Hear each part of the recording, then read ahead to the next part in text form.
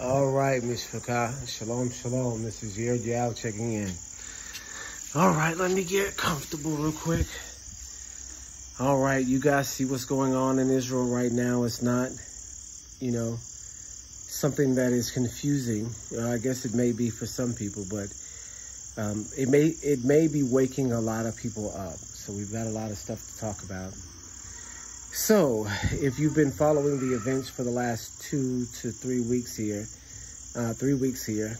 you have the state of Israel, who we know to be converts from 1,000 years ago, that are using the inheritance of Israel to really usurp land and exert authority over the region of Israel. So you see them in a disputed territory called the Gaza Strip, completely just demolishing this region. And we talked about before that the region is contested from an ancient people that were before them that also were not Israelites, right? Not claiming to be Israelites, but also not Israelites. So the land doesn't belong to them either.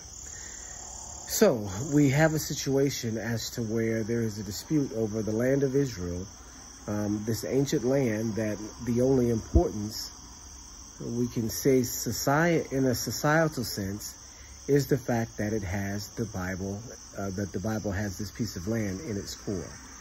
And that's what we see. We see nations fighting over this land, this ancient land, where this ancient book, describes the end of the world will come from. That's what we see today. That's what we see happening.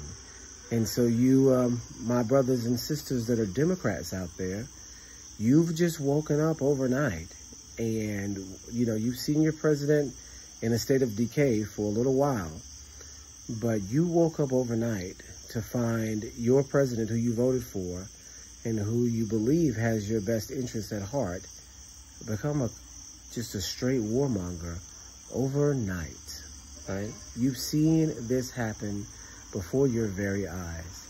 Some of this will be a culture shock to some people, to see the person that you thought was on your side turn into a genocidal maniac. You guys have noticed, if you guys have noticed, Israel bombed a hospital last week or the week before that. The hospital with non-combatants in it. Right, no Hamas militants in the hospital, but killed 500 people at the hospital. 500 deaths. Do you understand? That's a whole stadium full of people. I guess a whole stadium, a whole gymnasium full of people. Do you see what I mean? Killed 500 people, and you have your president lying on behalf of the nation called Israel. You've woke up in some sort of parallel reality this past 3 weeks because you've believed in a vision and a plan, and you voted for that vision and plan, and you now see that that cannot be true, that it has to be the furthest thing from the truth, because now you have awoken with a genocidal maniac that you may not have realized was there. But if you've been paying attention, you will know that Joe Biden has been genocidal for much, much, much longer than just 3 weeks. If you remember, he was the one that introduced the bill, the 5 grams of crack versus the 500 grams of cocaine, that you get the same sentence with either 5 grams of crack or 500 grams of cocaine. The bill that made it disproportionate arrests of black people in the drug trade and sent a whole generation of black men to prison. That's genocide too. That's also Joe Biden. But many people don't know that, right? People somehow are looking over this fact from Joe Biden's career, that this genocide that he's committing right now is right there in his character. But with that being said, some people are shocked awake right now from what's going on, right? And it gets deeper than that even. You have to understand that there's a lot of prophecy going on right in front of you, but it's anti-prophecy. The Bible talks about how Israel will be protected and that Yah will fight Israel's enemies, and that Israel won't need to worry when they're in the land, right? All these prophecies about the Gentiles bringing the Israelites back into their land and building their walls and reestablishing their city, appear to be coming to pass. But there's a big, huge problem, right? And we talked about this last Sabbath. It's not the right people. You see, what happens when a culture loses their identity, another culture can turn around and pick it up, especially when this particular identity is prophesied to inherit the entire world through the land of Israel, right? If that prophecy exists and you know it to be true, and the people who it is actually talking about find themselves in a state of disobedience as to where they cannot claim their inheritance, the people group that do claim it, that are now sticking around to claim the inheritance, can, instigate a takeover of not only, the culture, but also the prophecy associated with the culture.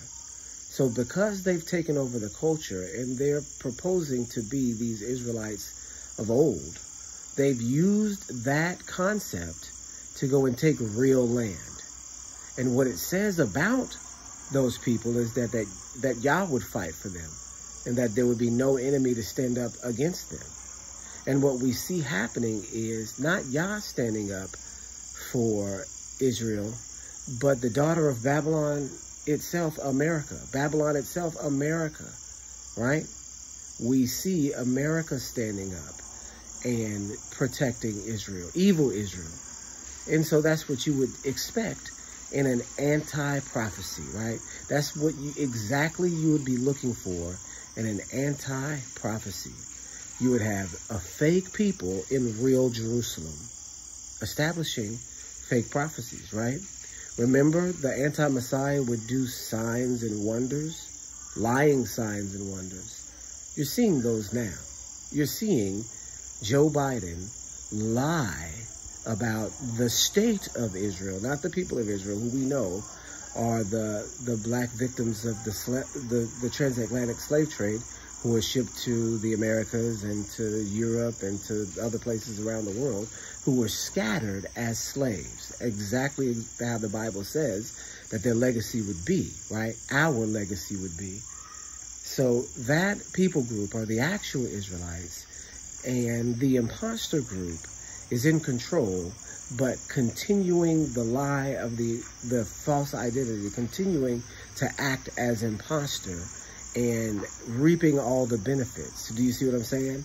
If the person in control of the house is gone or has gone on a far trip, and the person sent to inhabit the house is there, and let's just say he continues to inhabit the house, and the real owner of the house doesn't come back or hasn't come back, you keep getting mail there, and let's just say you get mailed a license.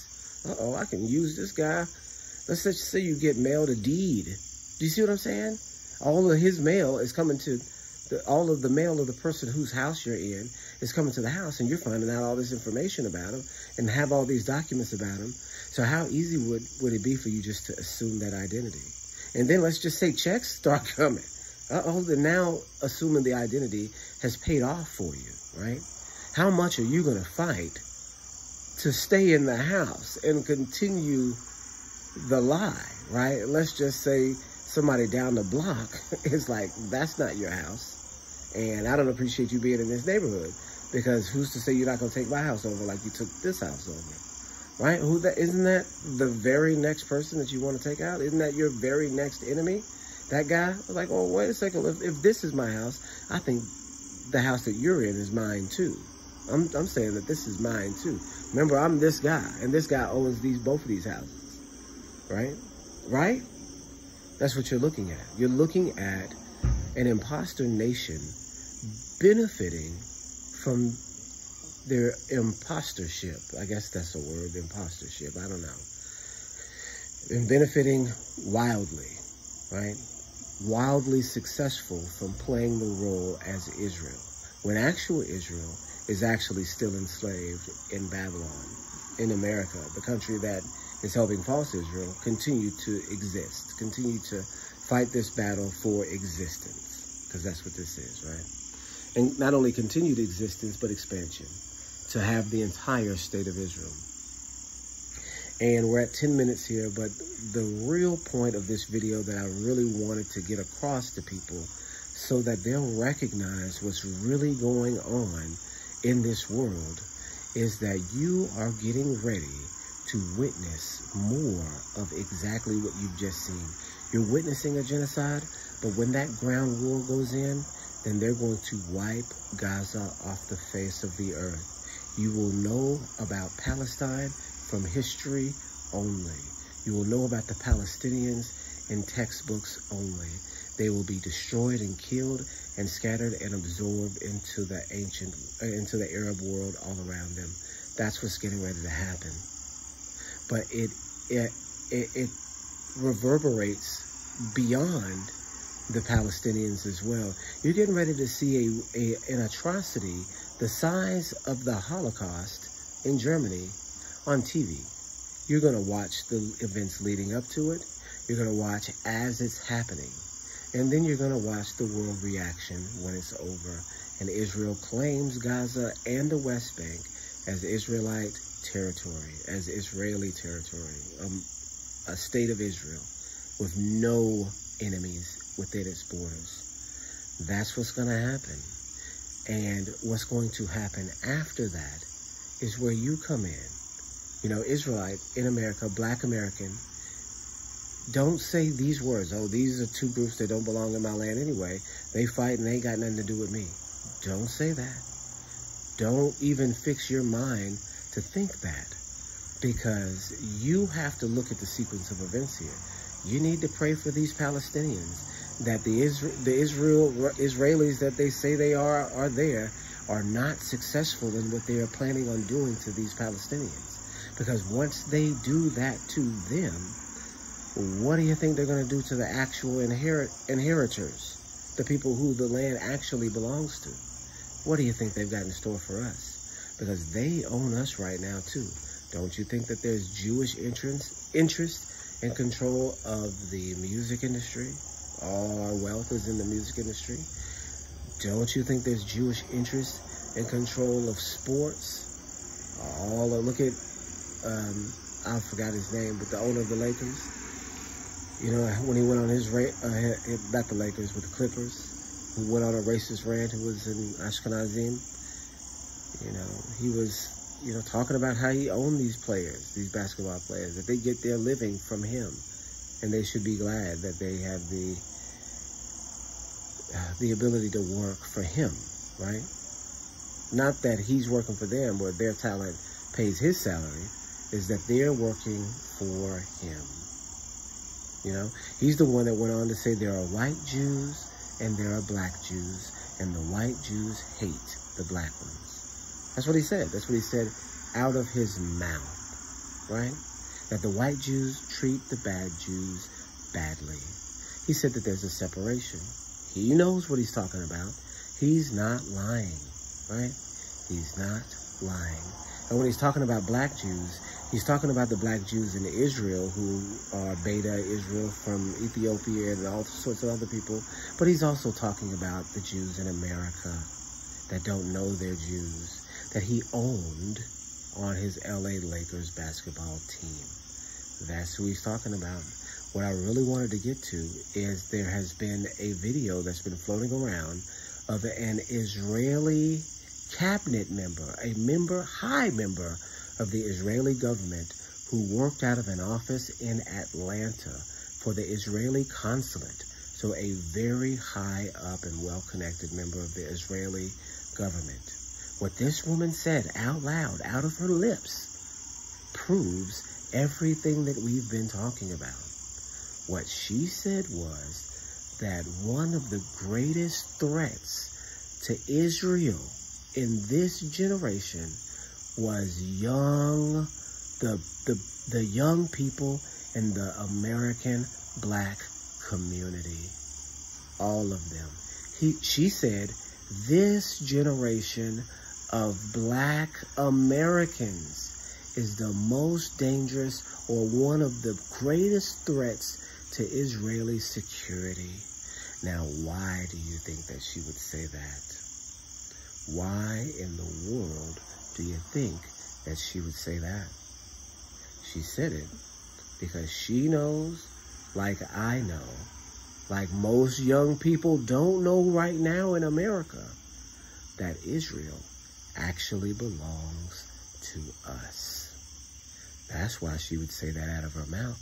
Because what other reason could she possibly have that connects her with her old white Israeli behind to the young Black community in America? What in the world connection do they have? Not nothing. Unless you know, like I know, that we are the chosen Israelites of the Bible. She knows that and let it slip that we are next on the chopping block. If they're wiping Palestine out, what you think they're going to do to us? If they're dehumanizing the Palestinians, what have they been doing to us for the last 400 years? You think it's going to be easier to kill us than the Palestinians?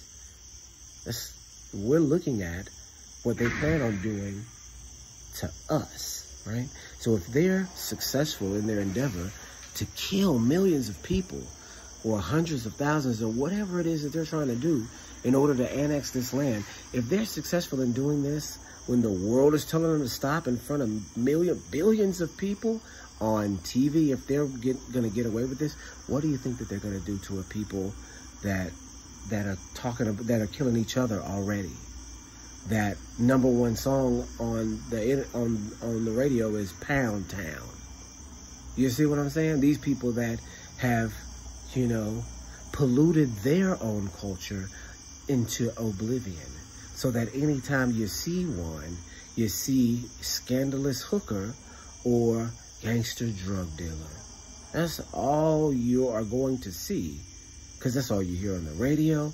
That's all you see on the internet. That's all you see on TV. So anybody that you see on the street is going to fall into any of those categories. Do you understand what I'm saying? And those categories are easy to kill because it's a crowd that's already been dehumanized. You're looking at the very next step. This woman in Atlanta said that the Black community is Israel's #1 problem.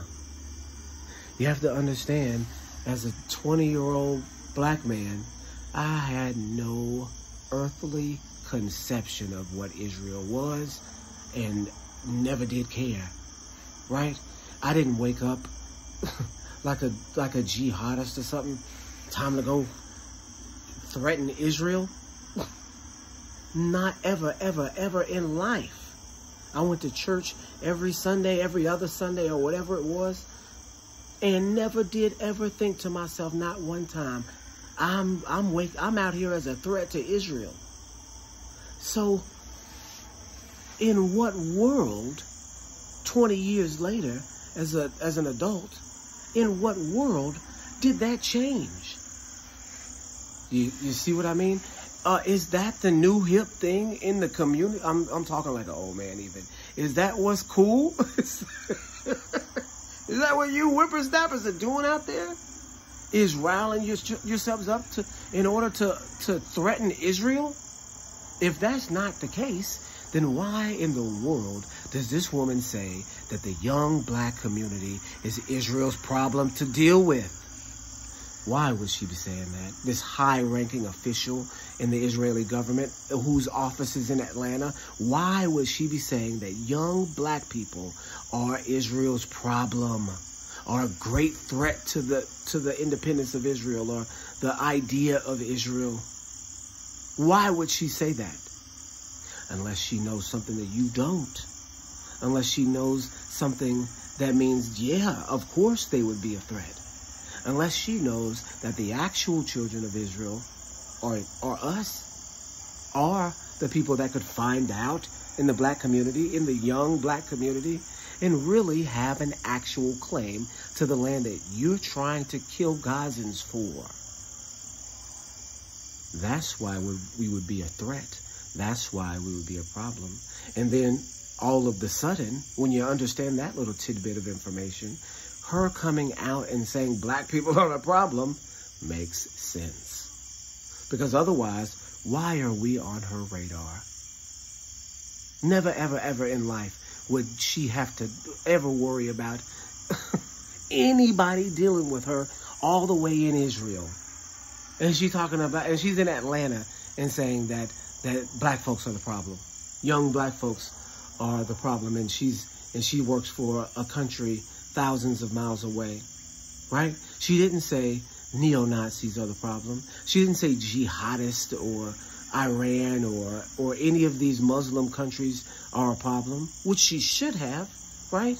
If that was the main problem. No, the black community in America is the problem. It should tell you all you need to know about who it is that you are.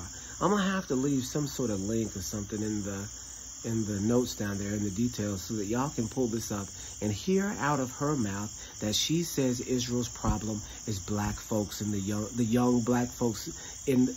folks in the black community. Yo, that's what she said. And the only way that could ever possibly be the case is if we find out that we are actual Israelites and that inheritance belongs to us. And then, yeah, we're a big problem. We are the problem, right?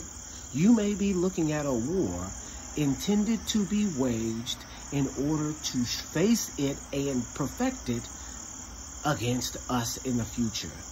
Because we have the real claim, right? If they're using the claim falsely and are successful in it, what happens when a non-nation with no army, with nothing, comes up and says, hey, we're the actual people, and this is the proof. And the Bible confirms it. Yeah, this why. It was the history, the present day. That's the prophecies that are being fulfilled. What's going to happen, right? That claim that they have to kill all these people for goes up in smoke. So that means you've got to make a preemptive strike against these people that don't know that the claim belongs to them. You've got to strike them first. Do you see what I'm saying? And so we know as actual Israelites that the target is always on our back, right? But we know also that we don't have to duck and dodge the target. We know it exists. We don't have to duck and dodge it. We've got, the armor of righteousness, the breastplate of righteousness, helmet of salvation, right? Shield of faith. So that no matter how many targets they got on our back, we're protected, right? And if we're only protected in the spirit, that's okay, because you can kill this flesh. And if Yah doesn't destroy my soul, he sees fit to have my soul be in the kingdom, that's not a problem. Destroy the flesh, right? Right? The scripture says, don't fear him that can destroy the body. Fear him that can destroy the body and soul in hell, right? But we do recognize that we're on the chopping block as well. So you Israelites, don't just say, oh, well, Yah's wiping these people out, hallelujah, or any of that. No, you pray for mercy, because we hope the world has mercy on us, because our time is coming too. Look at the way we're acting as a people. I'm not going to put up with that for much longer. The seeds are being sown right now for a worldwide takeover of an anti-Israel. You see what I'm saying? Anti-Israel won't be completely opposite from Israel. They'll be in place of. That's what people don't understand about the term anti-Messiah. It looks like the Messiah, walks like the Messiah, talks like the Messiah, but won't be, right? It's the entity in place of the Messiah. So the entities in place of actual Israel is anti-Israel. And where do you think anti-Messiah will rise from, right? That's why all this stuff kind of has to happen, because you've got the anti-Israel in Israel, right? And so the anti-Messiah coming out of these anti-people just makes sense, right? Just makes sense that that's what's going to happen, right? And then you've got all this stuff with COVID and the mark of the beast, and all of these things coming on at the same time. And you woke it up into a world that is dystopian and biblical, right? You Democrats have woken up to a real life nightmare. What are you gonna do? And then Trump's coming back. Uh-oh. What happens when Trump takes us to war in Israel? A trumpet, war, Israel? Those are three things that you don't want together. It's seeing the end of the world and knowing what it actually is. A time of woe for the world. All right? You guys start paying attention. Pay attention to what's going on around you. All right, family? Shalom, shalom.